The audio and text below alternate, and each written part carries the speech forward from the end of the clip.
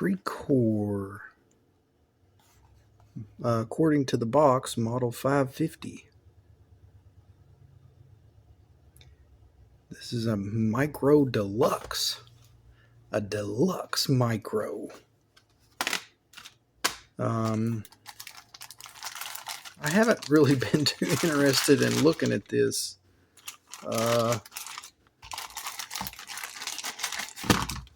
Just because I thought it might be kind of a pain to work on.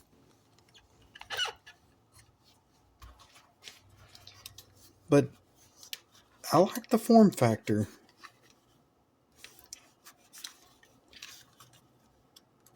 Something tells me it may not be the best performer, but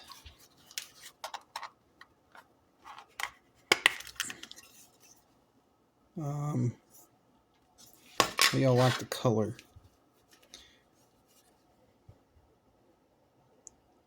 So we need 2 batteries. I mean, it looks clean. It's got some silicon transistors in it.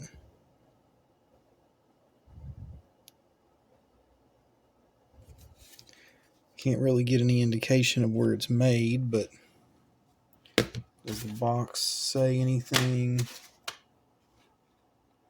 No, it does not. And I don't really have a good way to put this on a current limiting device, so I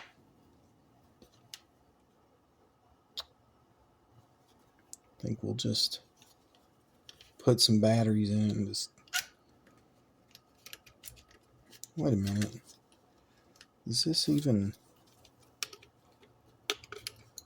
Okay, I was worried it might take AAAs for a second, but no, it's AA's.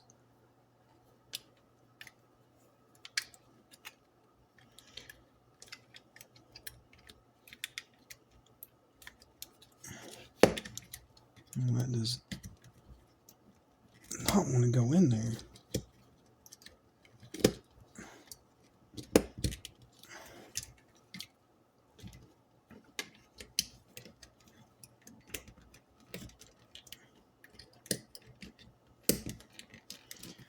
Wow.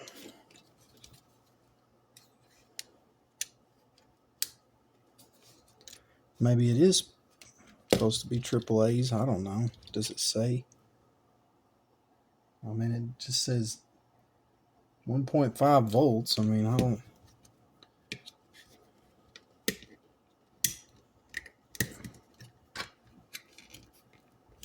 It does not fit.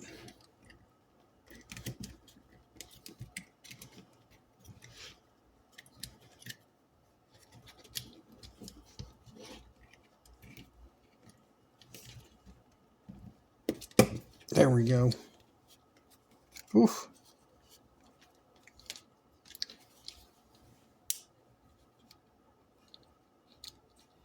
Wow.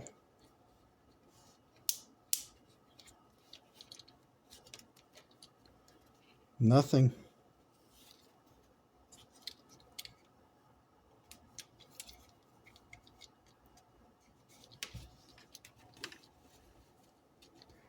Not a sound.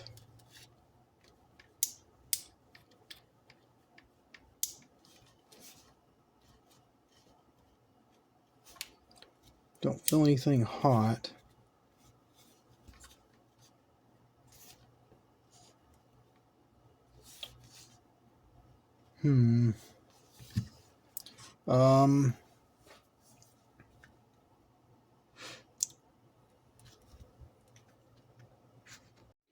Okay, just to catch y'all up, I mean, it's definitely not oscillating. And I found the traces for the converter transistor, one I believe to be the converter, and I mean, there's nothing. I put my scope on it, and it's dead. But I have voltage there. Looks like the transistor's biased pretty good. So I was just going to show y'all something that I did that I'm kind of trying. So I took a screenshot with the Windows snipping tool, which is Windows key Shift S, and then you can drag and take a screenshot, and then I clicked in the top right, I clicked edit in paint.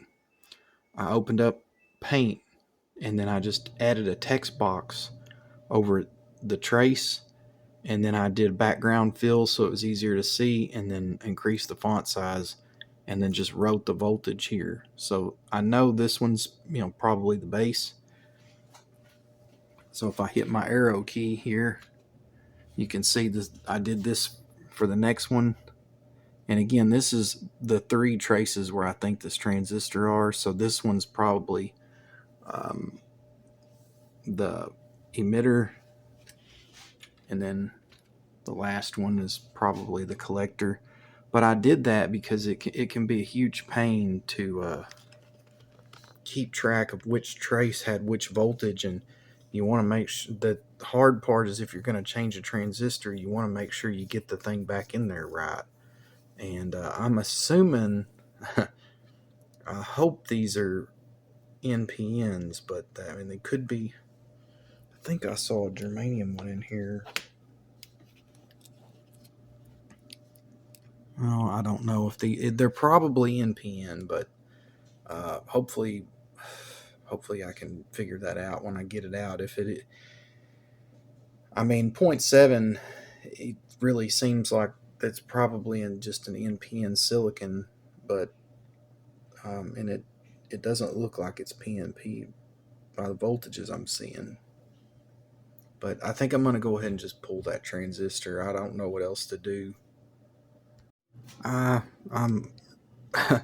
I'm over the moon right now, y'all. You don't even know. So I had some trouble changing. Well, I had a little trouble changing that transistor.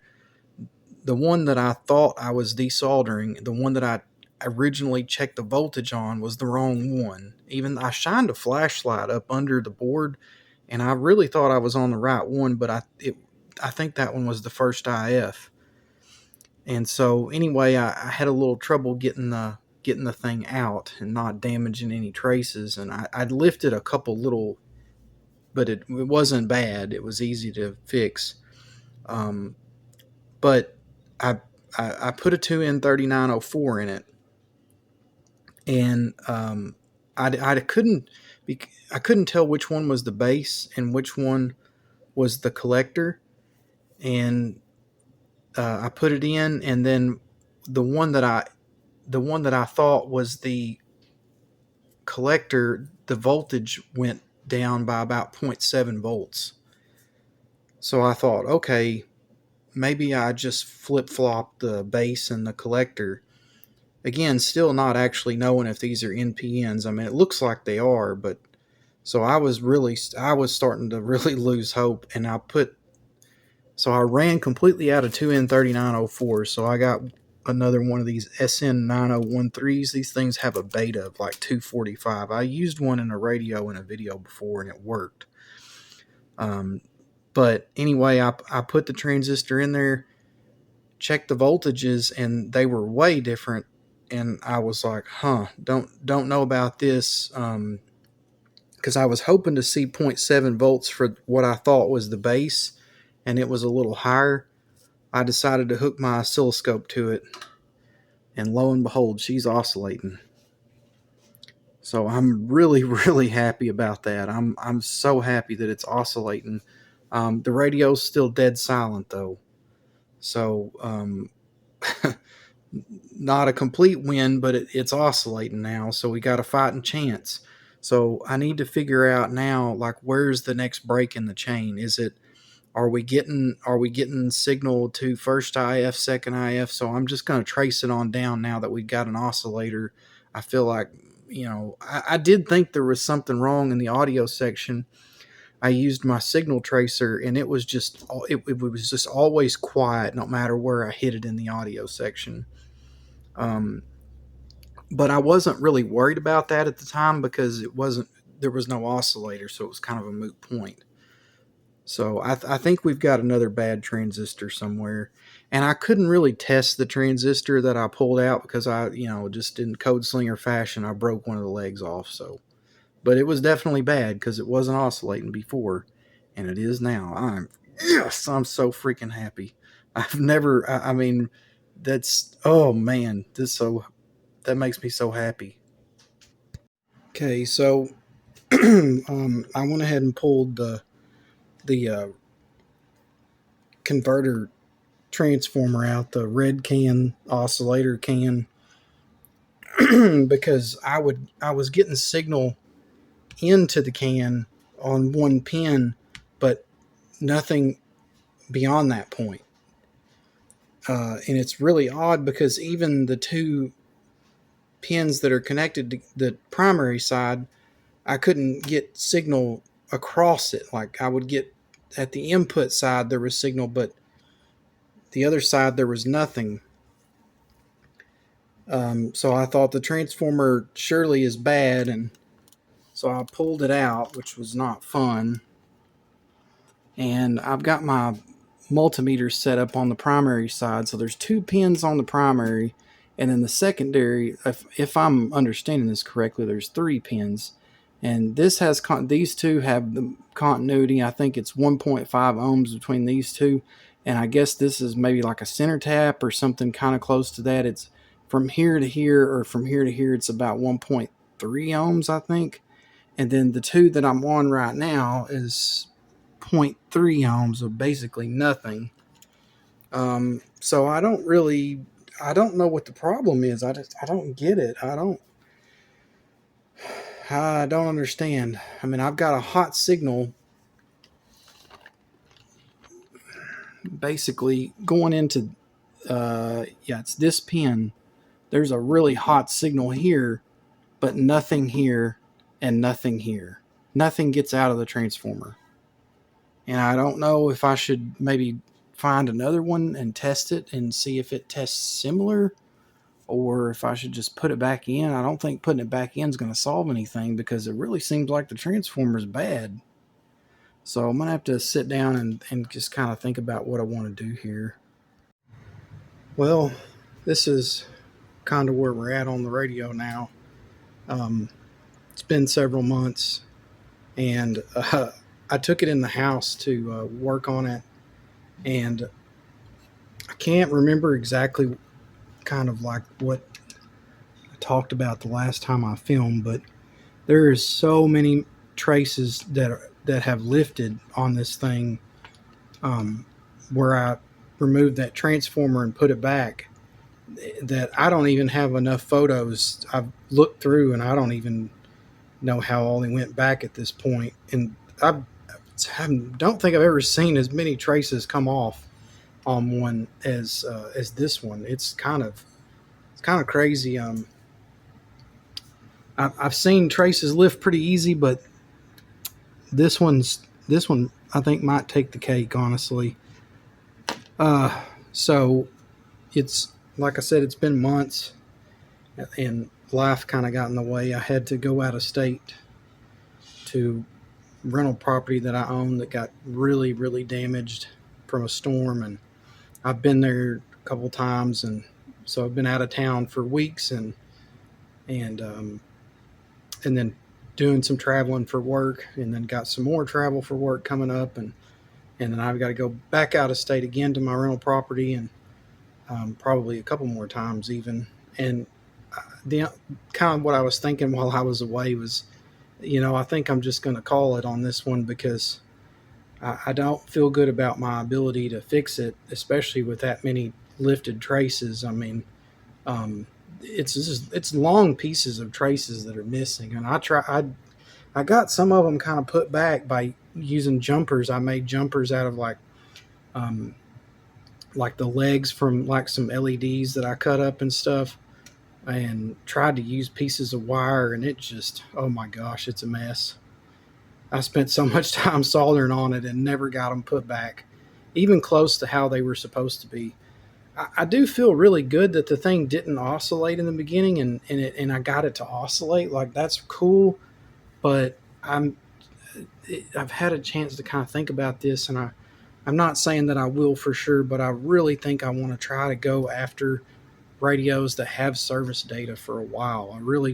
There's so many. I have some really cool ones that I bought that I haven't videoed yet, some really novelty stuff, but I'm gonna try to go after some stuff that has service data, just because I think that would help me a little bit right now, and that way I don't have to give up on them all the time, because I really and here's the box again. I really hate to give up on these things. It really bothers me. It's not my personality type, but this is a hobby, and I'm doing it and I'm fixing the radios for myself, but also I'm sharing this with the world. And if I don't make videos for a long period of time, then the only person I'm really helping is myself. I'm not helping anyone else, and that's not what I want to do. So I'm just gonna push it to the side. Maybe I can use it for parts one day, and find something else to work on. I do have some other videos that are going to be coming out too. It's a couple other they're not radios, but they're electronics. So just kind of be looking for those. But sorry, there's no happy ending on this one. I really thought there was going to be when I got it to oscillate. I started to feel really, really, really good about my chances of fixing it, but it just didn't end up that way. And I mean, I hate to say it, but when you spend, I mean, I probably have 30 hours in this thing. When you spend 30, 40 hours in one of these, it starts to kind of, I question whether it's really worth it or not. I mean, you can buy them for $5 on eBay, and I'd rather move on to a patient that I can help, because with my experience level, I could probably work on it another 30 hours and never get it to work. And I have pretty much done that with a couple of them before. So anyway, I really appreciate y'all watching, and hopefully you'll still tune in for the next one, or maybe we'll have a better ending. See you on the next one.